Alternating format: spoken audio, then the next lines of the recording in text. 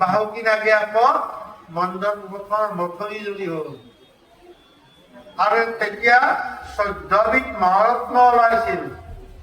প্ৰথম ওলাইছিল কালকুট বিষ। বিষ সেই পানীও হজম কৰিব সকলোৱে দৌৰি পলাল। সকলোৱে দেৱতাৰ ওচৰত গ'ল। তেতিয়া দেৱতাবিলাকে গৈ এতিয়া শিৱক ক'লে, শিৱৰ ওচৰত যোৱা। শিৱে আহি সেই বিষ কালকুট বিষ পান কৰিলে। তেওঁ ভিতৰলৈ গ'ল। বিষ ক'ত থাকিল? কণ্ঠত। সেইকাৰণে তেওঁৰ নাম নীলকণ্ঠ। কিন্তু সাধাৰণতে যিকোনো বস্তু খালে আমাৰ পেটলৈকে যাব লাগে, নহয় বা? কিন্তু শিৱে খোৱা কালকুট বিষ কিয় ভিতৰলৈ নগ'ল? কিয় কণ্ঠত ৰৈ গ'ল? তাৰ দ্বাৰা আমাক জ্ঞান দিলে শিৱে 1000 নাম সদায় জপ কৰি থাকে হৃদয়ত। হৃদয়ত যেতিয়া নাম জপ কৰি থাকিব, ভিতৰত বিষ যাব পাৰিবনে বা?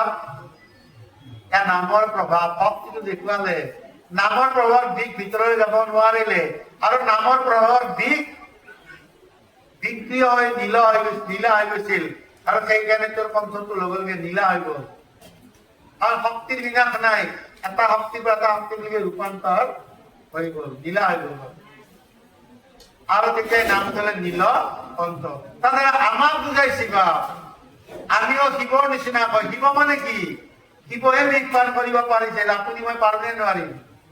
আমাক বুজাইছে আমাৰ যদি হৃদয়ত নাম বোলে অনবৰত জুপি থাকিব পাৰো, সংসাৰৰ বিষ আমিও হজম কৰিব, আমাৰ বিষয়ৰ বিষবিলাক আমিও হজম কৰিব পাৰিম, যদি আমাৰ হৃদয়ত নাম যজ্ঞ চলি থাকে। কাৰণ যত জীৱ তত সি মানৱ